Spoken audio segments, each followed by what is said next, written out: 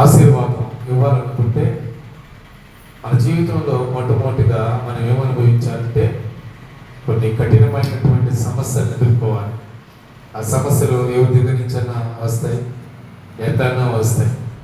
అప్పుడు మనం ఓపికతో ప్రభు సన్నిధిలో కనిపెట్టుకోవాలి. కాబట్టి ఈరోజు 3 విషయాలు నేను మీతో పంచుకోవాలని ఇష్టపడుతున్నాను. ఆ 3 విషయాల్లో అపోస్తలుడైనటువంటి పౌలు గారు రాస్తూ ఆ 3 విషయాల్లో చాలా జాగ్రత్తగా ఉండండి అని చెప్తాడు. చూడండి, ఫిలిప్పీయులకు రాసిన పత్రిక 3వ అధ్యాయం 2వ వచనం నుంచి చదువుకుందాం.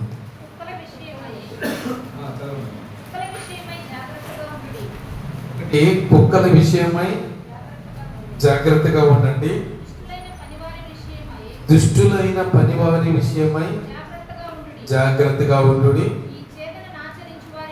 ఈ చేదనను ఆచరించే వారి విషయమై జాగ్రత్తగా ఉండండి. బివేర్ ఆఫ్ డాగ్స్, జాగ్రత్తగా ఉండండి కుక్కల విషయమై. బివేర్ ఆఫ్ ఈవిల్ వర్కర్స్, ఏమండి ఎవరంటే వారు? 2వ వారు దుష్టులైన పనివారి విషయమై జాగ్రత్తగా ఉండండి. ఈ చేదన బివేర్ ఆఫ్ కన్సిషన్ అంట. బివేర్ ఆఫ్ కన్సిషన్ అంటే నథింగ్ బట్టే అది పాపం. అంటే ఈ 3 విషయాల్లో మీరు జాగ్రత్తగా ఉండండి. ఎందుకు 3 విషయాల్లో జాగ్రత్తగా ఉండమన్నాడంటే, మీరు చదవండి, ఆ 3వ అధ్యాయం ఇంటికెళ్ళి మీరు చదవండి. ప్రభువునందు ఆనందించడమే కాదు, మనకు క్షేమకరమైనటువంటి సంగతి, క్షేమకరమైన జీవితం మనకు రావాలంటే ఈ 3 విషయాలు మనం జాగ్రత్తగా పరిశీలన చేయాలని ప్రభు సెలవిస్తున్నాడు. అయితే ముఖ్యంగా కుక్కల విషయం, మొట్టమొదటిగా కుక్కల విషయమై జాగ్రత్త. Beware of dogs. ఏమంటే ఎంతమందికి కుక్కలు అంటే ఇష్టం? కుక్కలు పెంచుకుంటున్నారు. చాలా మందికి కుక్కలు అంటే ఇష్టం, చాలా మంది కుక్కల్ని పెంచుకుంటారు. ఏమా అలాగే మనం తినే అన్నం, ఒక వ్యక్తిని చూశారు, ఒక పాస్టర్ గారు, తాను ఒక పక్క తింటుంటాడు, కుక్క ఒక పక్క తింటుంటాడు. అంటే కుక్కల్ని ఎంతగా పెంచుకుంటారంటే ఒక ఇంట్లో పిల్లలాగా పెంచుకుంటారు, మంచిదే. కానీ వాస్తవానికి కుక్క అనేది అపవిత్రమైన జంతువు. బైబిల్లో ఎటువంటి జంతువు? అపవిత్రమైన జంతువు. అయితే అందుకనే పౌలు గారు కుక్కల విషయమై బివేర్ ఆఫ్ డాగ్స్ అని ఎందుకన్నాడంటే, కుక్కల విషయమై ఎందుకు జాగ్రత్తగా ఉండమన్నాడంటే, కుక్కలు అసలు వాటి స్వభావమే అపవిత్రమైన స్వభావం, పాపానికి సూచనగా ఉంది. మనము చాలా మంది కుక్కలు పెంచుకునే అలవాటు ఉంటుంది. చాలా మంది కుక్కల్ని కొనుక్కుంటారు, పెంచుకుంటారు. మరి ఈరోజు కుక్కల్ని పెంచుకోవడం మంచిదా చెడ్డదనేది వాక్యం ద్వారా మీరు తెలుసుకోవాలని నేను తెలియజేస్తాను. ఒకవేళ ఇంటి పక్కన, ఇంటి ముందు కుక్కలు ఉంటాయి, వేరే విషయం. కానీ కుక్కని ఇంటి లోపలికి తెచ్చుకొని మనం కనుక దాన్ని పెంచుకుంటే ఎటువంటి నష్టాలు వస్తాయన్నది బైబిల్ గ్రంథంలో చాలా తేటగా తెలియజేయబడి ఉంది. కుక్కలే కాదు, చాలా మంది మీరు కనుక నార్త్లకు వెళ్తే పంది పిల్లలు పెంచుకుంటారు, కొంతమంది పులిని పెంచుకుంటారు, కొంతమంది ఇలా వాళ్ళ అవకాశాన్ని బట్టి ఏం చేస్తూ ఉంటారంటే జంతువుల్ని పెంచుకుంటారు. ఒక ఆయన పాముని పెంచుకున్నాడు. పాముని పెంచుకొని పాముకు గుడ్లు పాలు వేసాడు. ఒకరోజు ఏం చేసిందంటే ఆయన పక్కనే ఉండి ఆయన ఏం చేసింది? కాటేసి చంపేసింది. ఎన్నో చూస్తున్నాం మనం పెంచుకునే జంతువులే మన మీద మరి అవి మన ప్రాణం తీస్తాయి. మీరు యూట్యూబ్లోకి వెళ్ళి కొట్టండి, పెంచుకున్న జంతువులు అని కొట్టండి. పెంచుకున్న జంతువులు యజమానిని తినేసిన సంఘటనలు ఎన్నో వస్తాయి. ఎందుకు మనము మన ప్రాణాన్ని వాటికి అప్పగించాలి? దేవుడు మన ప్రాణాన్ని ఎందుకు ఇచ్చాడు? మనకు ఒక ఉద్దేశం కొరకు ఇచ్చాడు, ఒక ఆలోచన కొరకు ఇచ్చాడు. దేవుని స్తుతించడానికి, దేవుని పరిచరించడానికి ఇస్తే మనం ఏం చేస్తున్నామంటే లేని పోయినట్టు తెచ్చి ఇంట్లో పెట్టుకొని వాటి ద్వారా నష్టాన్ని అనుభవిస్తున్నాం. చాలా మంది పిల్లులు పెంచుకుంటారు. ఏమంటే ఉన్నారా పిల్లులు పెంచుకునే వాళ్ళు?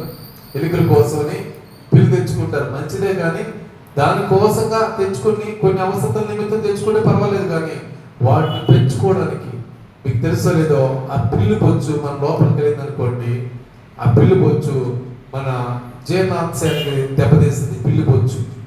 అలాగే కుక్క వెంట్రుకలు ఊపిరితిత్తుల్లోకి వెళ్తే ఊపిరితిత్తులు చిలిపి. అంటే వీటి వల్ల మన మనిషికి ఎంత ప్రమాదం అంటే చాలా ప్రమాదం. Have a no knowledge about the dogs and cats. అంటే వాటి గురించి మనకు తెలియక మనం తెచ్చుకుంటాం, కానీ వాటి గురించి సంపూర్ణంగా, అందుకనే అన్నిటి గురించి మనకు తెలియాలంటే మనం ఏం చేయాలో తెలుసా? ఏం చేయాలి?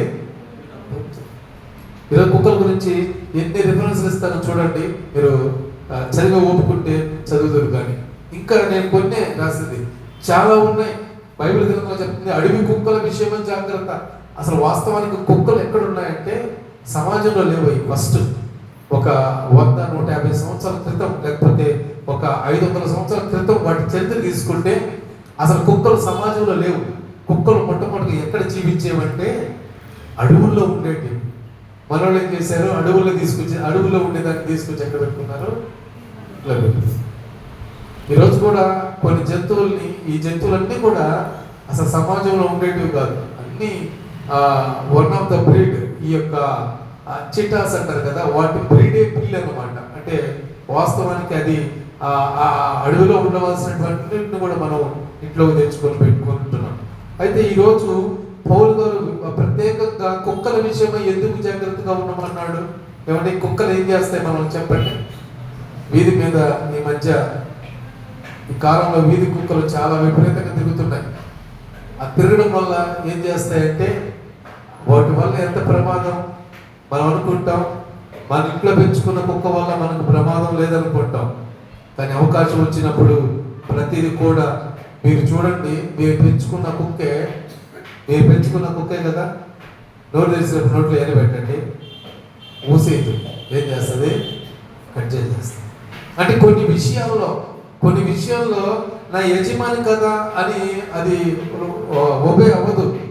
కొన్ని విషయాల్లో మనం ఎట్లా సర్దుకోలేమో అట్లా కొన్ని విషయాల్లో అది సర్దుకోదు. ఖచ్చితంగా అది దాడికి ప్రయత్నం చేసే లక్షణం కుక్కకు ఉంటుంది. అయితే ఎందుకు కుక్కల విషయం జాగ్రత్తగా ఉన్నామని చూడండి. సామెతల గ్రంథం 26వ అధ్యాయం 11వ వచనం. సామెతల గ్రంథం 26వ అధ్యాయం 11వ వచనం. మూఢతను మరలా కనపరచు విముఖుడు, చూడండి, కక్కిన దానికి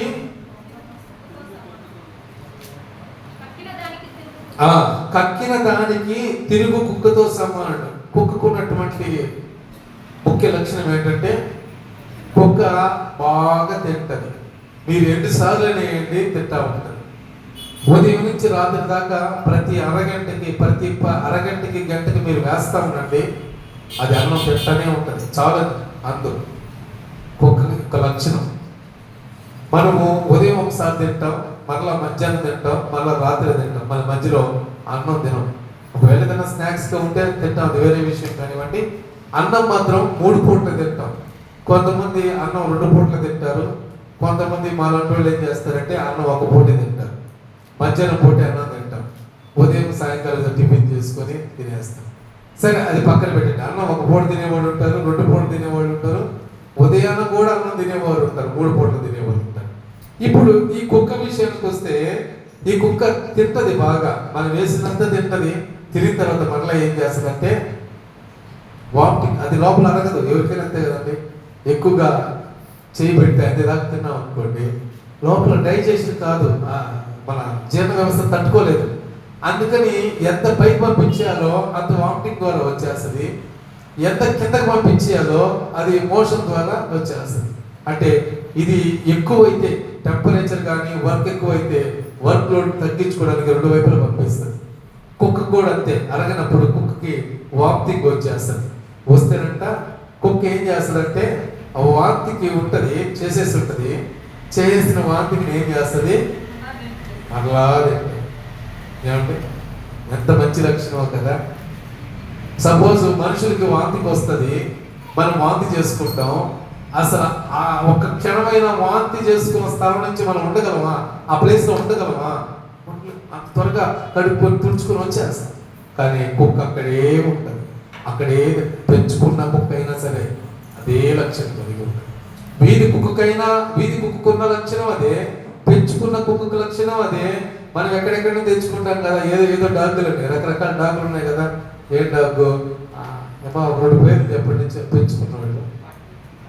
ఆ డాబర్ మ్యాను, అసలు దానికి మ్యాన్ అనే పేరు పెట్టేశారు. డాబర్ మ్యాన్, మనిషికి పెట్టాల్సిన పేరు దానికి డాబర్ మ్యాన్ పెట్టేది. ఇంకా ఇంకేమో హచ్ కుక్క అని కొంతమంది, బొచ్చు కుక్క, ఈ కుక్క, మొత్తానికి చాలా పేర్లు చెప్పేస్తారు. జర్మన్ షెపర్డ్, జున్ను సర్చ్ చేసే మంచి జర్మన్ షెపర్డ్, ఉన్నాయి పేర్లు. అవన్నీ కూడా మీరు ఏ షెపర్డ్ అయినా ఏదైనా చూడండి, కక్కితే మళ్ళీ వెంటనే చెప్తాయి. అటువంటి కుక్కలు మనం ఎక్కడ పెట్టుకుంటాం ఈరోజు చెప్పండి? ఇంట్లోనే పెట్టుకుంటాం. ఒక ఆయనకి దానికంటే ఒక రూమ్ కట్టించి మంచి బెడ్, మనుషులకు కూడా ఉంటుంది అంత బెడ్, స్లీప్ వెల్ బెడ్ వేసి పెట్టి, ఎంత మనుషులు ఎంత చూడండి ఎంత పరిస్థితికి దిగజారిపోయినారో. కుక్కల విషయం అందుకనే జాగ్రత్తగా ఉండాలి. కుక్క ఇంకో విషయం తెలుసా అండి, కొన్ని కుక్కలకు మాత్రం తెలుసు కానీ కొన్ని కుక్కలకు తెలియదు. అవి ఎక్కడంటే అక్కడ లెక్క కూర్చునేస్తాయి. అది మన స్థలమా మన స్థలం కాదా? ఎందుకు పౌలు గారు కుక్కల విషయమే జాగ్రత్తగా ఉన్నామన్నాడంటే, కుక్కలు అది దాని యొక్క స్వభావమే అపవిత్రమైంది.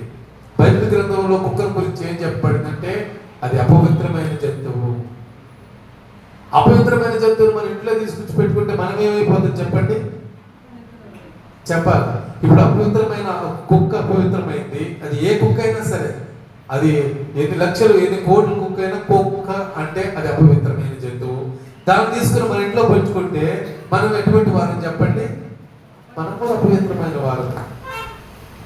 ఈరోజు మనం ఒకసారి చెక్ చేసుకోవాలి. ఎందుకని పౌలు గారు చెప్పారు, బివేర్ ఆఫ్ డాగ్స్, కుక్కల విషయమై జాగ్రత్తగా ఉండండి. ఎందుకంటే వాటి పనులు వేరు, వాటి ఆలోచనలు వేరు, వాటి నడత వేరు. కానీ మనం అలాంటి వారు కాదు.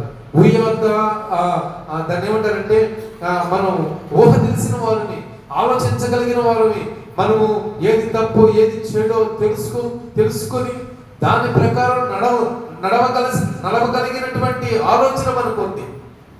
ఇప్పుడు ఆలోచన లేనటువంటి జంతువుని తీసుకొని వచ్చి పెట్టుకుంటే మనకు కూడా ఏమైపోద్ది? విచక్షణ లేకుండా పోతుంది, మంచి చెడు ఆలోచన లేకుండా పోతుంది. దాని అలవాట్లే మనకు కూడా వచ్చేస్తుంది. కాబట్టి ఈరోజు పౌలు గారు చెప్పిన విషయం ఏంటంటే, కుక్కల విషయమై జాగ్రత్తగా ఉండండి. 2 పేతురు 2:12 చూస్తే అక్కడ పేతురు గారు చెప్తూ కుక్కల విషయమే ఒక మాట చెప్తారు. చూడండి, 2 పేతురు 2:22.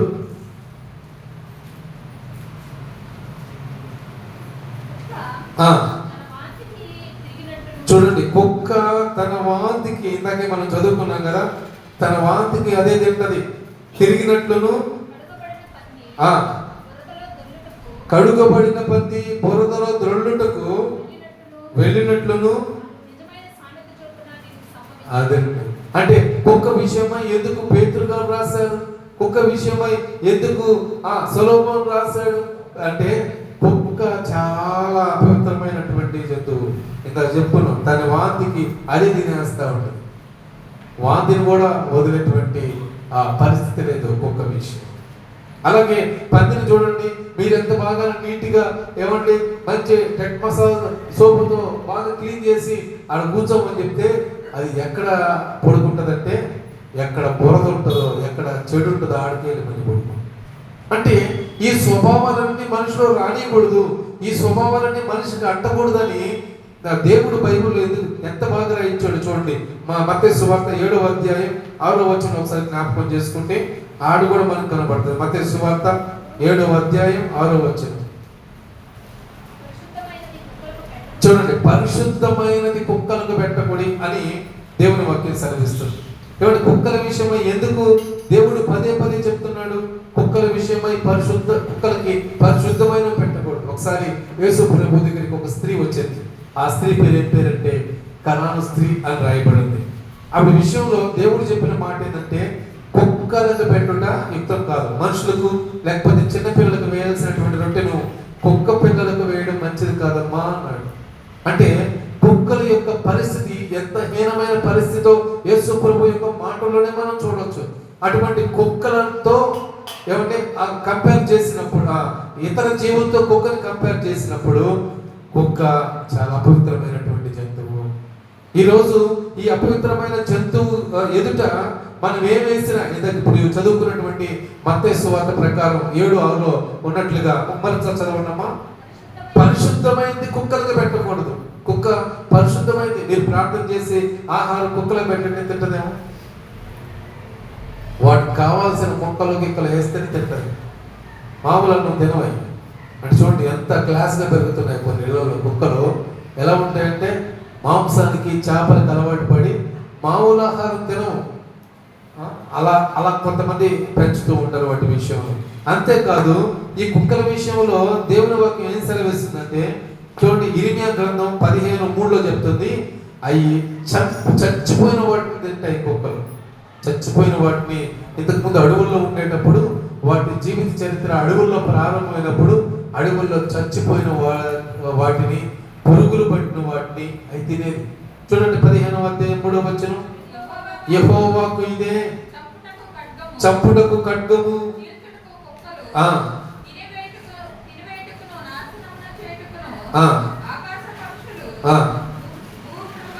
చాలండి. అంటే ఈ కుక్కలు చచ్చిపోయినటువంటి కళేబరాలను చీల్చడానికి పనికి వచ్చేటివి అనమాట ఆ రోజుల్లో.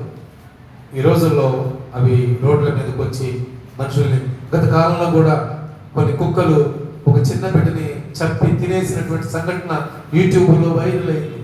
అంటే ఇంత ప్రమాదమైనటువంటి అపవిత్రమైనటువంటి కుక్కలను పెట్టుకొని మనము మన జీవితాలని, మన బిడ్డల జీవితాలని మనం ఏం చేస్తున్నామంటే ఆ జంతువులకు అప్పగిస్తున్నాం. కొన్నిసార్లు కాపాడతాయేమో, ఎందుకంటే యూట్యూబ్లో కొన్ని చూసినప్పుడు కుక్కలు బిడ్డల్ని కాపాడడం ఇట్లా ఉంటాయేమో, ఉండొచ్చు, అది రేరుగా జరిగేది. కానీ ఎక్కువ భాగం కుక్కల యొక్క స్వభావం ఏంటంటే మరి మనిషిని లేకపోతే సమాజాన్ని లేకపోతే సంఘాన్ని పాడు చేసేటువంటి ఆలోచన. అందుకనే మనం కూడా చాలా జాగ్రత్తగా ఉండాలి కుక్కల విషయంలో. ఒకసారి ఒక పూజారి గారు పూజ చేస్తా ఉంటే మొత్తానికి ఆయన ఆ గ్రంథాల్లో కొన్ని యేసు ప్రభు గురించి చదవడం ఆయన చూశాడు. అయితే ఉండడం గమనించి నిజంగా యేసు ప్రభు నిజమైన దేవుడిని గ్రహించి ఆ పూజారి ఏం చేశాడంటే యేసు ప్రభు నమ్ముకొని బాప్తీసం తీసుకొని క్రైస్తవుడిగా రక్షించబడ్డాడు. పూజను మానేశాడు. అప్పుడు దేవుడి దగ్గరకు వచ్చి అడిగాడంట, అయ్యా నేను పూజను మానేశాను, నా బతుకు తెరివేది, నేను ఏం చేయాలి ప్రభువా అని ప్రభువుని అడిగినప్పుడు, అయితే నువ్వు నా సేవ చేద్దువు రా అన్నాడంట. అయితే అక్కడ చేసే సేవ కాకుండా నా సేవ చేద్దువు రా అని చెప్పి పిలిచినప్పుడు సరే ప్రభు అని ఆయన సువార్త చేయడం మొదలు పెట్టాడంట. పూజారి సువార్త చేస్తూ ఉంటే ఒక నక్క రక్షించబడిందంట. ఒక నక్క రక్షించబడింది. వెంటనే ఆ నక్క రక్షించబడిన తర్వాత, అయ్యా మీ వాక్యం చాలా బాగుంది, మీరు చెప్పిన వాక్యం, నేను కూడా యేసు ప్రభువుని నమ్ముకుంటాను, యేసు ప్రభు సేవ చేస్తాను, మీకు అసిస్టెంట్గా ఉంటాను అని నక్క అన్నదంట. సరే నక్క వచ్చి అని ఆ నక్కను పెట్టుకొని వాక్యం చెప్పడం ప్రారంభించాడంట. అట్లా కొద్ది రోజులైన తర్వాత ఈ నక్క ఈయన దగ్గర విన్న వాక్యాన్ని విని అనేక మందికి చెప్పి అనేక మందిని రక్షించి సంఘానికి తీసుకొచ్చిందంట.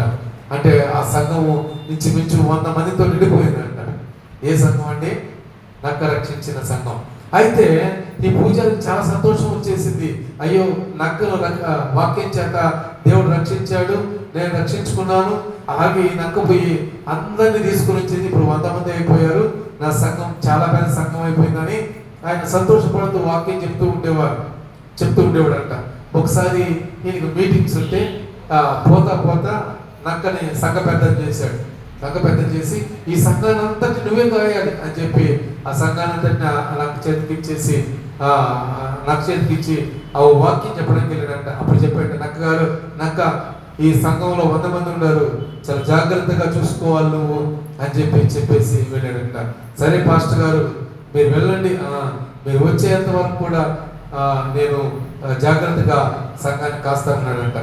అంతకు ముందే బాప్తీసం తీసుకునేటప్పుడు నక్క చేత కొన్ని విశ్వాస ప్రమాణాలు చేయించాడంట. ఏమని చేయించాడు?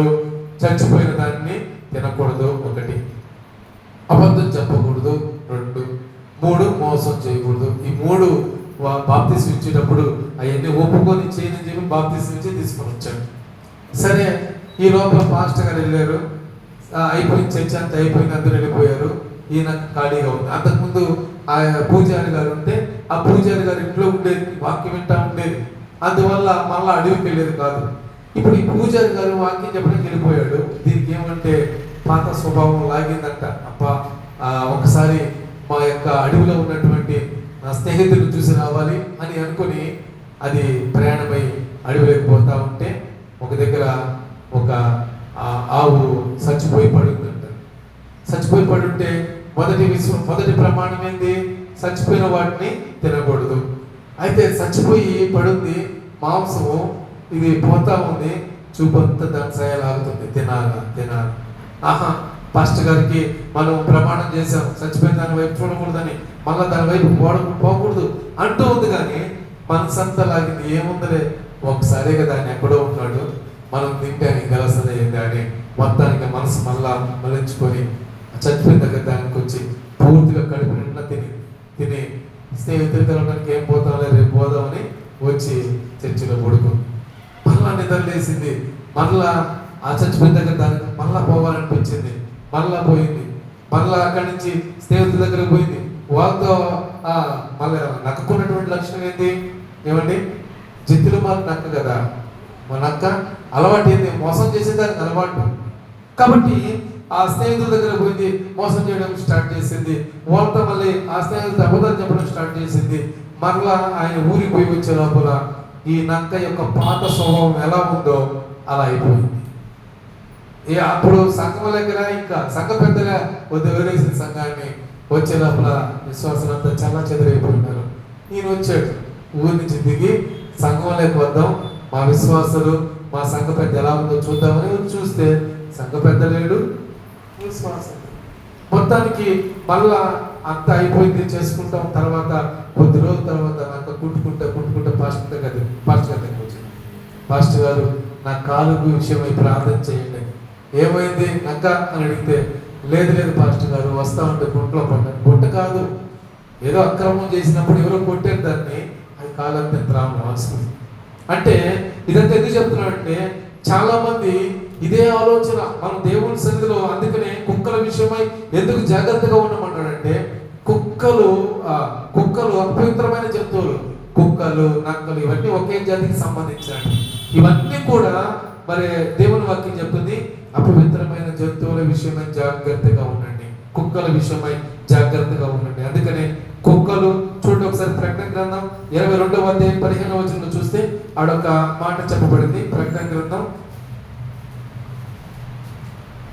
22వ అధ్యాయం 15వ వచనం, ఆ కుక్కలను, మాంత్రికులను, చూడండి, వ్యభిచారులను, నరహంతకులను, విగ్రహారాధికులను, అబద్ధములు ప్రేమించి జరిగించి ప్రతి వాడును వెలుపట్టునందురు.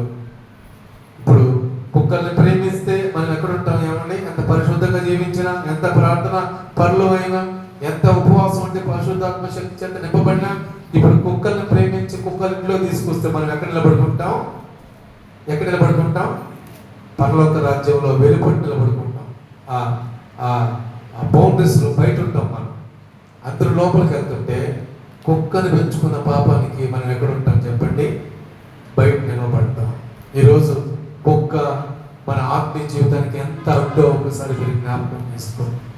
ఒకవేళ ఏదైనా మిగిలిపోయింటే బయట కుక్కలకు వేయచ్చు, తప్పలేదు. ఏదైనా మిగిలిపోయింది, సరిపోయింది, మిగలకుండా పాడైపోయింది, వాటికి వేయచ్చు, జంతువులకి వేయచ్చు. అంతేగాని వాటిని తెచ్చుకుని ఇంట్లో పెట్టుకుంటే వాటి వల్ల మనం పరలోక రాజ్యానికి పోము అన్న విషయం ఈరోజు మనకు అర్థం అవ్వాలి. ఒకవేళ మన సంఘంలో ఎంతమంది కుక్కలు పెంచుకున్నారో నాకు తెలియదు, ఎందుకంటే నేను ఏ ఇంట్లోకి వచ్చినా ఏ ఇంట్లో కుక్క కనపడలా. కాబట్టి మన సంఘంలో ఎవరు కూడా కుక్కల్ని పెంచుకోవట్లేదని అనుకుంటున్నాను. ఒకవేళ పెంచుకోవాలని ఆలోచన వస్తే ఈరోజు విరమించుకోండి. కుక్కలను తీసుకోవాలని, కుక్కలు మా ఇంట్లో ఉండాలనే ఆలోచన ఒకవేళ కలిగితే కనుక ఈరోజు మీరు తీసుకోవాల్సినటువంటి ఒక మంచి నిర్ణయం ఏదో తెలుసా? కుక్కలు మన ఇంట్లో ఉండకూడదు, బయట ఉండాలి. వాటి యొక్క స్థలం బయట, లోపల ఉండకూడదు. దేవుని వాక్యం చెప్తుంది, నా మాట కాదు. నాకు కూడా కుక్కలు అంటే ఇష్టం, ఎందుకంటే మా అమ్మాడు కుక్కను పెంచినప్పుడు ఒక వీధి కుక్కను తీసుకొచ్చి పెంచుకునేవాడు. నేను కూడా పప్పి అంటే తిరుగుతూ ఉండేవాడు. అంటే ఏముందలే అనుకోని దేవుడు గద్దించినప్పుడు ఆ కుక్కను పంపించేసి, ఎందుకంటే దానివల్ల మనం నరకంలో పడిపోవడం అవసరం అండి. ఒక కుక్క వల్ల మన బిడ్డల వల్ల కాదు, మన తల్లిదండ్రుల వల్ల కాదు, మన బంధువుల వల్ల కాదు, ఎందుకు పనికిరాని ఒక కుక్క వల్ల మనం నరకంలో పడిపోవడం అవసరమా? దేవుని వాక్యం గద్దించింది, వదిలేసి. ఈరోజు కుక్కల వల్ల మన జీవితాన్ని నరకానికి అప్పగించుకోవడం, నాశనానికి అప్పగించుకోవడం, పరలోక రాజ్యాన్ని స్వతంత్రించుకోకుండా బయట ఉండడం నాకు ఎంత మాత్రం ఇష్టం లేదు, అందుకని వదిలిపెట్టేసాను. ఈరోజు ఒకవేళ మీకు ఆలోచనలు ఉంటాయేమో, పెంచుకోవాలి. ఎందుకంటే చాలామంది మనకు కనబడుతున్నారు కుక్కలు ఎత్తుకొని. ఒక పాస్టర్ గారు మా ఇంటి గోవులో, మా ఇంటి ముందు మంచి పాస్టర్ గారు, చాలా పెద్ద చర్చి, ఆయన ఏం చేస్తారు, రోజుకు 4-5 సార్లు కుక్క ఒకటి ఉంది, ఆ కుక్క తీసుకొచ్చి అట్టా రోడ్డు మీద పాస్ పోయిస్తా, అట్టా ఫ్రీగా, అంటే మనుషుల్లాగా అనమాట. మనం ఎంత ఫ్రీగా గాలి పెంచుకోవడానికి ఎంత కదా, అట్లా దాన్ని తీసుకుని వచ్చి అందరికి చూపించి నాకు కుక్క ఉంది అని వాళ్ళు తీసుకుంది. నాకు చూసినప్పుడల్లా ఇంత పెద్ద సేవకుడు ఆ కుక్కల విషయంలో జాగ్రత్తగా ఉండాలని బైబిల్ చెప్తుంది, ఎందుకు ఇలాగా ఉండారు అని ఆలోచిస్తూ ఉంటా. కానీ మనం చెప్పేంత చూడం కదా, ఆయన చాలా పెద్ద 60 పైన ఉంటాయి, మనం చెప్పేంత చూడం కాదు. సరే మనకి ఎందుకు లేని నమ్మకైపోతాం. చాలా మంది అదొక ఫ్యాషన్ అనుకుంటారు. కొంతమంది అయితే డబ్బులు పెట్టి లక్షలు పెట్టి కొనుక్కుంటారు ఒక ఫ్యాషన్ లాగా. కానీ దానివల్ల మన ఆత్మీయ జీవితం పడిపోతుందని తెలియట్లేదు. దానివల్ల దానికి ఉండే అపవిత్రత మనకు అంటుకుంటుందని తెలియట్లేదు. దానివల్ల అసలు పరలోక రాజ్యానికి ఎంటర్ కావాలి దేవుని వాక్యం సెలవిస్తుంటే ఇవన్నీ ఎలా మర్చిపోతారో తీసుకొచ్చి పెంచుకోవడం మొదలు పెట్టుకుంటారు. అందుకని పౌలు గారు చెప్పారు, బివేర్ ఆఫ్ డాగ్స్, కుక్కల విషయమై జాగ్రత్తగా ఉండండి. ఈరోజు కుక్కల విషయమై మనం జాగ్రత్తగా ఉంటే దేవుని వాక్యం చెప్తుంది, మీరు పరలోక రాజ్యాన్ని స్వతంత్రించుకుంటారు, పరలోక రాజ్యానికి వారసులు అవుతారని దేవుని వాక్యం చెప్తుంది. అందుకనే ఫిలిప్పీయులకు రాస్తూ, బహుశా ప్రాంతంలో కుక్కలు ఎక్కువేమో, మరి ఇంటికి ఒక కుక్క ఉండేదేమో, అందుకని పౌలు గారు చెప్తారు, కుక్కల విషయమై మీరు జాగ్రత్తగా ఉండండి, beware of dogs, dogs dogs అని చెప్తూ ఉండేవాడు. కుక్కల విషయం చాలా జాగ్రత్తగా ఉంటారు. ఒక 4 కుక్కలు ఉంటే, ఒక ఒంటరిగా ఒక మనిషి ఉంటే ఆ 4 కుక్కలు 5 కుక్కలు కలిసి ఆ మనిషిని దాడి చేసి చంపేసినటువంటి సంఘటనలు ఉన్నాయి. ఏమంటే చిన్నపిల్లకాయలను చంపేసిన సంఘటనలు, పెద్దవాళ్ళని చంపేసిన సంఘటనలు, వృద్ధుడిని చంపేసిన సంఘటనలు మనం చూస్తున్నాం. చూసి కూడా మనం ఎందుకు మరలా మనం తప్పు చేయాలి, చూసి కూడా ఎందుకు మరలా మనం దాని వైపు చూడాలి. కాబట్టి ఈరోజు మనం జాగ్రత్తగా గమనించాలి. మొట్టమొదటిగా దేని విషయమై జాగ్రత్తగా ఉండాలమ్మా? కుక్కల విషయమై. రెండోది చూద్దాం, చూడండి. రెండోది దుష్టుడైన పనివారు. ఎవరితో చాలా జాగ్రత్తగా ఉండాలి. దుష్టుడు అని ఎవరు పిలుస్తారు చెప్పండి? సాతాన్. వాడి పనివారు ఎవరు? ఇప్పుడు సాతాను యొక్క పనివారు ఎవరు? ఎవరైతే దేవునికి విరోధంగా పనిచేస్తుంటారో వాళ్ళే దుష్టుడు. ఇంగ్లీష్లో ఉంది ఈవిల్ వర్కర్స్ అని ఉంది. సాతాను యొక్క అనుచరులను ఉంది అక్కడ. ఈరోజు వారి విషయంలో కూడా చాలా జాగ్రత్తగా ఉండాలి. ఒక్కోసారి మన స్నేహితులు, ఇరుగు పొరుగు వారు అన్ని ఉంటా ఉంటే వాళ్ళతో దేవుని వాక్యం చెప్పాలనే ఆలోచనతో మనం స్నేహం చేయొచ్చు. కానీ వారితో కలిసి జీవించాలి అంటే సత్సంబంధం చూసుకోవాలనే విషయంతో కనుక మనం ఉంటే నిజంగా వారు మన యొక్క ఆత్మీయతను తొలగించేటువంటి వ్యక్తులు. చూడండి ఒకసారి మత్తయి సువార్త 24వ అధ్యాయం 10వ వచనంలో దేవుని వాక్యం ఏం సెలవిస్తుందంటే వీళ్ళ గురించి 24వ అధ్యాయం 10వ వచనం, అనేకులు చూడండి, అనేకులు అభ్యంతరపడి ఒకరినొకరు అప్పగించి ఒకరినొకరు ద్వేషించి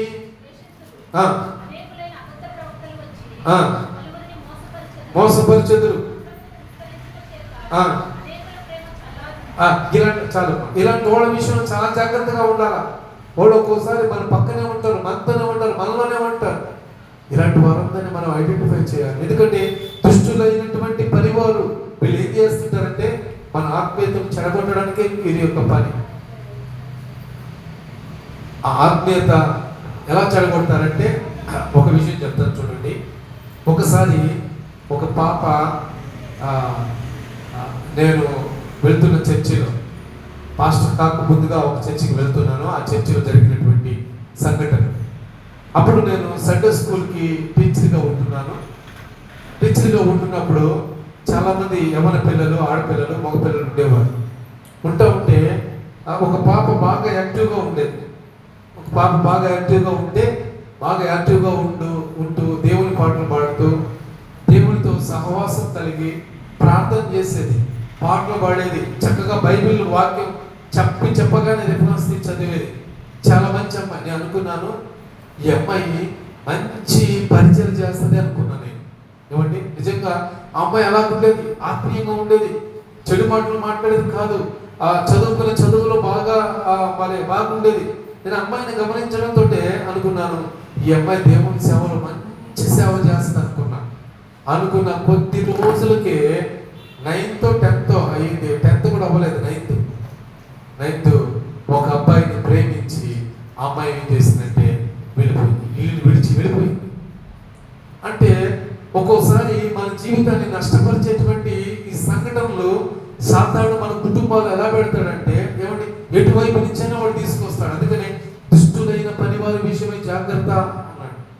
ఈరోజు ఈ పనివారు ఎక్కడ ఉంటారంటే మన ఎదుటే, మన పక్కనే, మనకు తెలియకుండానే మన కుటుంబాన్ని చిన్నాభిన్నం చేసేటువంటి వ్యక్తులు మన చుట్టూనే ఉంటారు. వారిని గమనించుకుంటూ ఉండాలి మనం ప్రతిరోజు చుట్టూ. అందుకని ఎందుకు పిల్లల గురించి నేను చెప్తున్నానంటే మన సంఘంలో పిల్లలు ఎక్కువ, మనం జాగ్రత్తగా వాళ్ళని కాచుకోవాలి, కాపాడాలి. దేవుడు మనం ఏదో గొప్పవాడు కాదు, ఆయన ఉద్దేశాలు నెరవేర్చడానికి పిల్లల్ని మనకి ఇచ్చాడు. ఇచ్చినప్పుడు వారిని ఎలా పెంచాలంటే భయభక్తులతో పెంచాలి. ఎంత భయభక్తులతో పెంచినా ఒక్కోసారి సాధారణ ఏం చేస్తారంటే వారిని దొంగిలించడానికి ప్రయత్నం చేస్తుంటాడు. ఈ పాపను అనుకున్నాను చాలా ఉన్నతమైనటువంటి స్థితిలోకి వెళ్ళిపోద్ది, దేవుడిని ఆరాధిస్తుంది, దేవుడి యొక్క సేవలో ఉంటుంది. బహుశా ఈ అమ్మాయి పెద్ద అయితే ఒక సేవకుని చేసుకుంటుందేమో అనుకున్న కొద్ది నెలలకే ఏమైపోయిందంటే ఒక వ్యక్తిని ప్రేమించి ఆ వ్యక్తితో ఆ అమ్మాయి చిన్న వయసు పాప 13 ఉంటుంది, వెళ్ళిపోయింది. ఒక్కసారి అందరికి షాక్, నాకు కూడా షాక్. కొద్ది నెలల క్రితమే నేను ఈ మాట అనుకున్నానే, అప్పుడే ఈ అమ్మాయి ఏం పని చేసింది అంటే దాన్ని బట్టి ఆ సాతానుడు యొక్క అనుచరులు ఎంత తీవ్రంగా పనిచేస్తున్నాడు. సాతానుడు అంట నిద్రపోకుండా పనిచేస్తుంటే మనం ఏం చేస్తున్నాం అంటే దేవుని పేరు చెప్పుకొని నిద్రపోతుంటాం, రెస్ట్ తీసుకుంటా ఉంటాం. సాతానుడు ఏ కుటుంబాన్ని ఇబ్బంది పెట్టాలా, ఏ కుటుంబాన్ని నాశనం చేయాలా, ఏ కుటుంబాన్ని పరలోక రాజ్యానికి పోనీయకుండా నరకానికి తీసుకెళ్లాలా అని వాడు ఏం చేస్తున్నాడంటే రాత్రి బౌళ్ళు నిద్ర లేకుండా పనిచేస్తాడు. ఇంకొక వ్యక్తి నాకు బాగా తెలిసిన వ్యక్తి, చదువుకునేటప్పుడు నాకు జూనియర్ అబ్బాయి కూడా క్రిస్టియన్, మందిరానికి వచ్చేవాడు. కొద్ది రోజుల తర్వాత ఆ మందిరం ఈ మందిరం అట్లా తిరుగుతూ ఉండేవాడు. తిరుగుతూ ఉంటే నేను చెప్పాను ఒకసారి గట్టిగా, రాజా ఎందుకు అడ్డు తిరుగుతావు, ఒక చర్చికి వెళ్ళు, నా దగ్గరికి అన్నారా, లేకపోతే నీకు నచ్చే చర్చి దగ్గరికి వెళ్ళు అలాంటి అన్నా.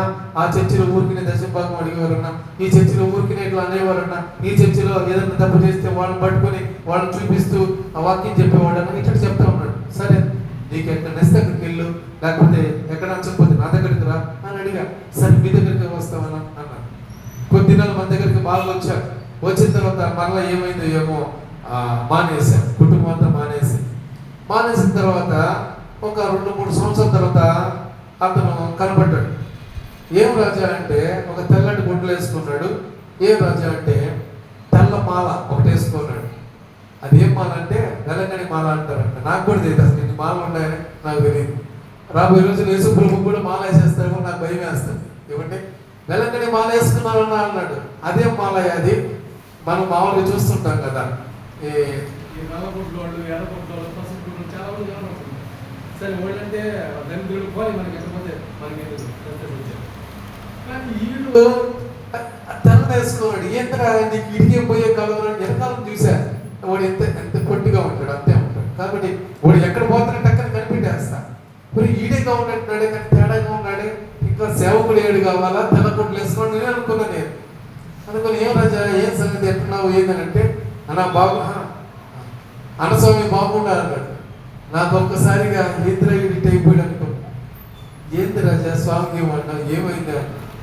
నేను వెళ్ళంగానే అమ్మగారి మాల వేస్తున్నా, అమ్మగారి మాల వేస్తున్నాను అన్నాడు. ఏ అమ్మగారు రాజా, ఎవరు, ఎక్కడ, నువ్వేమన్నా కొత్తగా స్టార్ట్ చేసావా నీ మాలతో? ఎట్ట అంటే కాదు కదన్నా, కొత్తకోటకు వెళ్ళి వెళ్ళంగానే అమ్మగారు మాల వేసుకొచ్చారు అన్నాడు.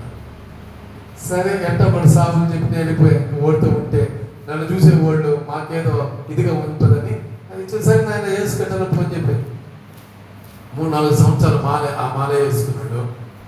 ఆ మాల అలవాటయ్యి ఇప్పుడు ఏ మాల వేసుకున్నాడంటే మొన్న ఇటీవల 1 సంవత్సరం క్రితం ఎన్టీఆర్ నగర్లో చర్చి కాడికి ఉంటే ఉదయాన్నే బండి వేసుకుని పోయి ఒక జాంకాయ మేము దగ్గర జాంకాయ తీసుకొని మళ్ళీ ఇస్తా అంటే వెళ్ళిపోతున్నాడు. ఒక జాంకాయ ఎత్తుకొని డబ్బులు మళ్ళీ ఇస్తా.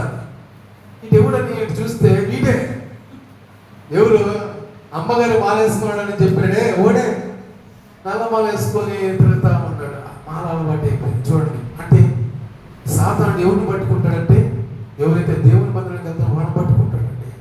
వాడిని పట్టుకుంటాడు. వాడు కంప్లీట్గా చేంజ్ అయిపోయాడు. ఇంకో వ్యక్తి నాకు తెలుసు, క్రైస్తవుడే కంప్లీట్గా ముస్లింలోకి వెళ్ళిపోయిన వ్యక్తిని మనం చూస్తున్నాం. అంటే సాతానుడు ఏ విధంగా బలపడుతుందో చూడండి. అందుకనే మీరు మత్తయి సువార్త 24వ అధ్యాయం ఇంటికి వెళ్ళి చదవండి.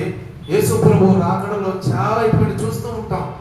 కాబట్టి మన కుటుంబాన్ని జాగ్రత్తగా కాపాడుకోవాలి. అందుకనే దుష్టులైన పనివారు, ఈవిల్ వర్కర్, ఆ స్పిరిట్ ఎలా పనిచేస్తుందంటే ఇంట్లో పనిచేస్తుంది, సంఘంలో పనిచేస్తుంది, సమాజంలో పనిచేస్తుంది. చాలా జాగ్రత్తగా ఉండాలి. ఈరోజు 2 రకాలైనటువంటి వారి గురించి చూసాం. ఒకటి, ఎవరి విషయంలో జాగ్రత్తగా ఉండమన్నారండి? బివేర్ ఆఫ్ డాగ్స్, కుక్కల విషయంలో జాగ్రత్తగా ఉండాలి. అలాగే బివేర్ ఆఫ్ ఈవిల్ వర్కర్స్, దుష్టులైన పనివారి విషయంలో జాగ్రత్తగా ఉండాలి. మూడోది చూడండి, ఈ చేదలను ఆచరించువారు, వారి విషయంలో జాగ్రత్తగా ఉండాలి. బివేర్ ఆఫ్ దాన్ని ఏమన్నారంటే కన్సిషన్ అంటారు. కన్సిషన్ అంటే అది ఈ చేదన అంటే అది ఒక రకమైనటువంటి పాపం. ఈ పాపము చాలా జాగ్రత్తగా మనం ఉండాలి. అంటే మూడవదిగా ఎవరి విషయంలో పౌలు గారు జాగ్రత్తగా ఉండమన్నారంటే పాపం చేసే వారి విషయంలో. చూడండి 119వ కీర్తన 15వ వచనం, 115వ కీర్తన 19వ వచనం, 119వ కీర్తన 15వ వచనం. సో చూడండి, నేను ధ్యానించేదను, నీ ఆజ్ఞలను నేను ధ్యానించేదను,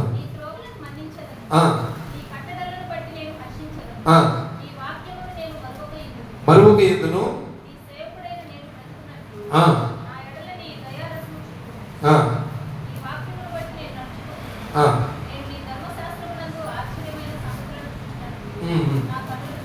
తెలుగుము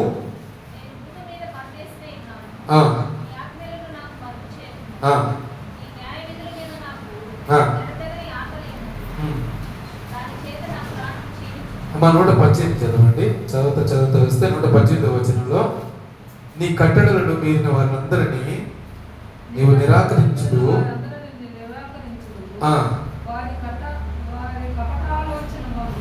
వారి కపట ఆలోచన మోసమే. చాలా జాగ్రత్తగా ఉండాలి. వీళ్ళు ఎలాంటి వారంటే ఏమండి, పాప విషయంలో ఏం చేయడానికైనా మోసం చేయడానికైనా వీళ్ళు సిద్ధపడతారు. అంటే పాప విషయంలో మోసం చేసే వారి విషయంలో ఈ చేతన అంటే అదే పాపం చేసే వారి విషయం, అంటే పాపం చేయడానికి మోసం చేసే వారి విషయంలో చాలా జాగ్రత్తగా ఉండండి. ఈరోజు మన జీవితం ఈ మూడిట్లో ఏదో ఒక దాని బరిలో పడుతూ ఉంటాయి. ఏదో ఒక దాన్ని మనం టచ్ చేస్తూ ఉంటాం. ఏదో ఒక దాని విషయంలో మనం ఏమండి తెలియకుండానే పడిపోతున్నటువంటి సంఘటనలు మనకు కనిపిస్తూ ఉంటాయి. ఈరోజు చాలా జాగ్రత్తగా మనం ఉండాలి. ఏమండి, ఈరోజు ఈ చేతన అనేటువంటి దాని విషయంలో మనం జాగ్రత్తగా ఉండాలి. ఈ చేతన అంటే పాపం చేయడానికి మోసం చేసే వారి విషయంలో జాగ్రత్తగా ఉండాలి. పాపం చేయడానికి ఎవరైనా ఎంత మోసమో చేస్తారు. ఎంత మోసమైన దేనికైనా ఒడిగడేటువంటి ప్రజలు ఈ రోజుల్లో ఉన్నారు. మనమే జాగ్రత్తగా ఉండాలి. డబ్బుల కోసం మోసం చేసేవారు చాలా మంది ఉన్నారు. మనతోనే ఉంటారు. ఏమండి, ఇంకా నమ్మిన వారి కోసం మోసం చేసేవారు, ఇట్లా ఎన్నో రకాలైన మోస క్రియలు ఈరోజు జరుగుతూ ఉన్నాయి. ఈరోజు మనం గమనించాలి. దేవుని వాక్యం చెప్తుంది, ఈ మూడిటి విషయంలో be care about this 3 things. మనం చాలా జాగ్రత్తగా ఉండాలి ఈ 3 విషయాల్లో. ఈరోజు మనం ఒకసారి జ్ఞాపకం చేసుకున్నాం. దేంట్లో మనకు ఏమండి మక్కువ ఉండి పడిపోతున్నాం అన్న విషయాన్ని మనం జ్ఞాపకం చేసుకోవాలి. ఒకటి, కుక్కల విషయంలో మనం పడిపోతున్నామా? కుక్కల పెంపకం అంటే చాలా మందికి ఇష్టం. ఈ రోజు అటువంటి ఆలోచన మీరు విరమించుకోవాలని ప్రభు పేట మీకు తెలియజేస్తున్నాను. కుక్కలు చాలా ప్రమాదకరం. కుక్కల యొక్క పళ్ళు యొక్క బ్యాక్టీరియా ఎలా ఉంటుందంటే, ఒకసారి దాన్ని పళ్ళు మీద చేపెట్టి తీస్తే ఆ బ్యాక్టీరియా మన లోపలికి వెళ్ళిపోతాయి. మన లోపలికి వెళ్ళిపోయి రకరకాలైనటువంటి అనారోగ్యాలకు కారణం దాంట్లో ఉన్నటువంటి బ్యాక్టీరియా. దాంట్లో ఉన్నటువంటి ప్రతిదానికి కూడా అది చూడండి, మనం దెబ్బ తగిలితే ఏం చేస్తామంటే ఏదైనా ఆయింట్మెంట్ రాసుకుంటాం, లేకపోతే ఏదైనా ఇంజెక్షన్ టాబ్లెట్ వేసుకుంటాం. కుక్కకు దెబ్బ తగిలితే ఏం చేస్తుంది తెలుసా? కుక్క ఏం చేస్తుంది చెప్పండి? నాకుతుంది. అంటే దాంట్లో ఎంత ప్రమాదకరమైనటువంటి యాసిడ్స్ ఉన్నాయి చూడండి. కుక్క నాకితే కొద్ది రోజులకు ఆ గాయం మారిపోద్ది. అంటే ఒక ఆయింట్మెంట్ కంటే పవర్ఫుల్ అయింది దాని యొక్క ఎంగిలి. అది మనం తినే ఆహారంలో పడితే, మన గుడ్డల మీద పడితే, మన మీద పడితే ఎంత ప్రమాదకరమో ఒకసారి ఆలోచించాలి. దాంట్లో ఉండే లావాజాలం ఎంత ప్రమాదకరమని తెలుసా? మనకు తెలీదు, ఎవరు చెప్పేవాడు లేరు. వాక్యం ఎందుకు తెలియదండి? మీకు తెలియదు.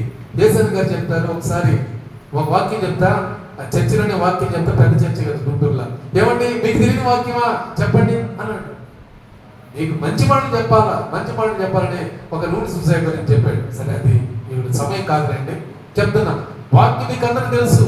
ఏమండి చెప్పంటే నాకంటే ఎక్కువసేపు చెప్పేవాడు ఉన్నారు, నాకంటే ధారాళంగా చెప్పేవాడు ఉన్నారు. లేదా వాక్యం తెలీదా?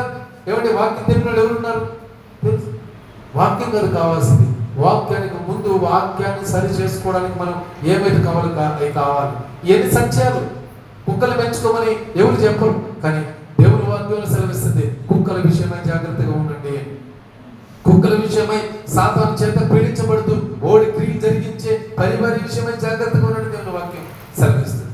మూడవదిగా పాపం నిమిత్తమై, అంటే ఈ చేతన పాపం నిమిత్తమై మోసపరిచే వారి విషయంలో జాగ్రత్తగా ఉండండి.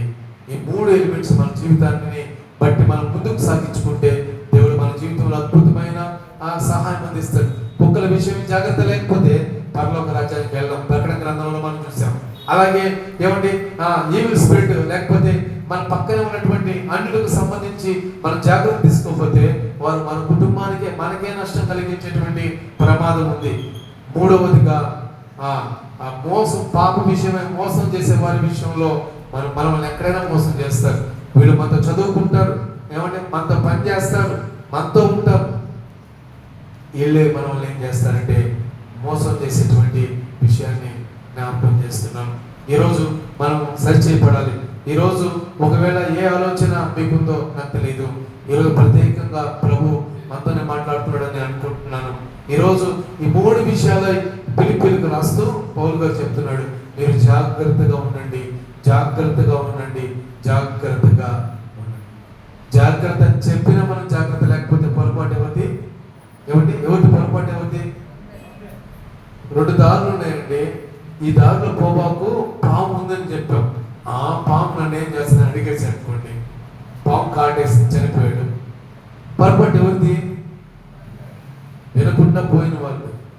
నేను చెప్పాను ఈ దారిలో మనం వెళ్ళకూడదు అంటే, వెళితే ఏముందిలే, ఆయనకేం తెలుసు, కుక్కలు పెంచుకోండి, కుక్కల విషయం ఆయనకేం తెలుసు అని పెంచుకుంటే దానివల్ల ప్రమాదాలు.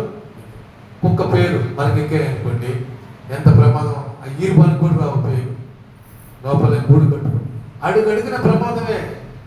హెచ్చరించే వాళ్ళు ఎవరు లేరు. సేవకుడే మిమ్మల్ని హెచ్చరించేది, సేవకుడే మిమ్మల్ని అది చెయ్యొద్దు అని చెప్పేసి సేవకుడు. ఎందుకంటే మీరు క్షేమంగా ఉంటే నేను నమ్మేది ఏంటో తెలుసా? నా సంఘం క్షేమంగా ఉంటే నేను క్షేమంగా ఉంటాను, అది నేను నమ్ముతాను. మీరు క్షేమంగా లేనప్పుడు నేనంటే క్షేమంగా ఉంటాను, అది నేను నమ్ముతాను. ఎందుకంటే మీరు సంతోషంగా ఉంటే సేవకుడుగా నేను కూడా సంతోషంగా ఉంటాను. మీరు క్షేమంగా లేకపోతే, సంతోషంగా లేకపోతే ఒక సేవకుడిగా నేను సంతోషంగా ఉండలేను. ఎందుకంటే ఆత్మీయ బిడ్డలు మీరు బాధపడుతుంటే, ఒక తండ్రికి ఒక 10 మంది పిల్లలు ఉన్నారనుకోండి, లేకపోతే 3 ఉన్నారనుకోండి, వారు 3 రోగాల చేత బలహీన చేత బాధపడుతుంటే తండ్రి బాగుంటాడా? అంతెందుకు మా ఎదిగితే ఒకసారి 104 జ్వరం వచ్చింది. వస్తే వాడు జ్వరంతో బాధపడుతుంటే మేము సంతోషంగా ఉండగలమా? ఉండలేము. ఎందుకంటే బిడ్డ వాడికి బాగుంటేనే మేము బాగుంటాం, వాడు సంతోషంగా ఉంటే మేము సంతోషంగా ఉంటాం. ఇదే ఆలోచన. మీరు హ్యాపీగా ఉంటే నేను ఎలా ఉంటాను తెలుసా? ప్రభువా, సంఘానికి క్షేమకరమైన సహాయం అందిస్తున్నాం ప్రభువా, మేము కూడా సంతోషంగా నిద్రపోగలం, సంతోషంగా ఉండగలం. మీరు ఇబ్బంది చేత బాధపడుతుంటే నేను కూడా ప్రభువా ఎందుకు వచ్చింది నాయన వీరికి సమస్య, తీసిపోయి ప్రభు అని ప్రార్థన చేస్తూ ఉంటాం. కానీ ఈరోజు మనం జ్ఞాపకం చేసుకోవాల్సిన విషయం ఏంటంటే, మనం సంతోషకరమైన మార్గంలో వెళ్ళడం సాతానుడికి ఇష్టం లేదు, కొంతమందికి ఇష్టం లేదు. వారు మనల్ని లాగాలను చూస్తారు దేవుళ్ళ నుంచి. ఈరోజు ప్రత్యేకంగా ప్రతిష్ఠ చేసుకున్నాం. ప్రభువా, ఈరోజు మేము కూడా ఒక ప్రత్యేకమైనటువంటి మరి ఒక ఖచ్చితమైన తత్వంలో మేము ప్రయాణం చేస్తాం, నిర్ణయం తీసుకుంటాం, మీ కొరకు నిలబడతాం, మీ కొరకు జీవిస్తాం అని ఒక నిర్ణయం తీసుకొని ఈరోజు ప్రభు వైపు చూడగలిగితే ప్రభు మనకు సహాయకుడు. ఏ మనిషి మనకు సహాయం చేయలేడు, ఏ మనిషి మనకు నమ్మదగిన వాడు. అందుకనే 118వ కీర్తనలో చెప్పబడింది, రాజులను మనుషులు నమ్ముడు కంటే యెహోవాను ఆశ్రయించడం మేలు. రాజులను నమ్ముడు కంటే యెహోవాను నమ్ముకోవడం మేలు, ఉత్తమం. అంతకంటే ఉత్తమం లేదు. ఈరోజు యెహోవాను ఆశ్రయించు, యేసు ప్రభువుని స్వీకరించు, ఆయన యందు పరిపూర్ణంగా ఆనందించు. దేవుడే మనకు సహాయకుడిగా ఉన్నట్లుగా దేవుడు మనల్ని దీవిస్తాడు, బలపరుస్తాడు. దేవుడి యొక్క కొద్ది వాక్యం మనం వెనుకొండ దీవించి ఆశీర్వదించును గాక. ఆమేన్. దేవునికి స్తోత్రం. హల్లెలూయా, హల్లెలూయా. వాక్య విషయం